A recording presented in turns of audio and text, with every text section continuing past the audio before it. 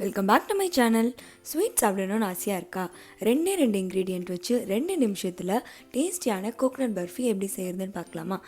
நம்ம வீட்டு விசேஷங்களில் டைம் இல்லாத நேரத்தில் இது ரொம்பவே உங்களுக்கு ஹெல்ப்ஃபுல்லாக இருக்கும். ஸோ வாங்க எப்படி செய்கிறதுன்னு பார்க்கலாம்.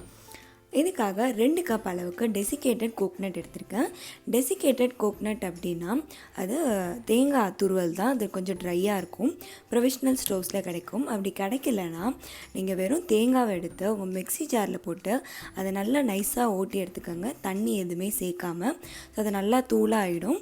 இப்போது அரைச்ச தேங்காவை எடுத்து வெறும் கடாயில் போட்டு அதோட ஈரப்பதம்லாம் போகிற வரைக்கும் அதை வறுத்து எடுத்துக்கணும்.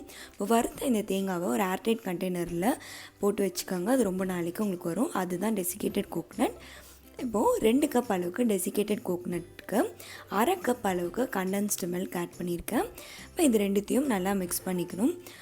ஃப்ளேவருக்காக நான் ஒரு 1/2 டேபிள் ஸ்பூன் அளவுக்கு ஏலக்காய் தூள் சேர்த்துருக்கேன். ஏலக்காய் தூள் வேண்டாம், வேறு ஏதாச்சும் ஃப்ளேவரில் வேணும் அப்படின்னு நினச்சிங்கன்னா, ஸோ எந்த ஃப்ளேவரில் வேணுமோ அந்த எசன்ஸை ஒரு 1/2 டேபிள் ஸ்பூன் அளவுக்கு ஏலக்காய்க்கு பதிலாக சேர்த்துக்கோங்க. இது எல்லாத்தையும் ஒன்றா சேர்த்துட்டு நீங்கள் கையிலையே இதை நல்லா மிக்ஸ் பண்ணிக்கணும். அது ஒரு சப்பாத்தி மாவு பதத்துக்கு வந்துடும். அப்படி வரல, ரொம்ப ஹார்டாக இருந்துச்சு அப்படின்னா கூட ஒரு 2 டேபிள் ஸ்பூன் அளவுக்கு கண்டென்ஸ்டு மில்க் சேர்த்துக்கோங்க. ஆனால் இந்த அளவே கரெக்டாக தான் இருக்கும். ரெடி ஆகிடுச்சு. இப்போ இதை ஒரு ஸ்கொயர் ஷேப்பு பிளாஸ்டிக் பாக்ஸோ இல்லை கேக் மோல்டோ இல்லை ஒரு நார்மல் பிளேட்டில் கூட நீங்கள் மாற்றிட்டு நமக்கு வேண்டிய அளவுக்கு திக்னஸ்க்கு நம்ம கையிலையே இதை ஈக்குவலாக பண்ணி விட்டுக்கணும். அந்த பர்ஃபி ஷேப்க்கு அந்த திக்னஸ்க்கு நம்ம இதை கையிலையே தட்டி விட்டுக்கணும். ஃபைனலாக இதுக்கு மேலே கொஞ்சம் சின்னதாக கட் பண்ண நட்ஸ், முந்திரி, பாதாம், பிஸ்தா இந்த மாதிரி இதை போட்டுட்டு லேசாக அழுத்தி விட்டுடுங்க.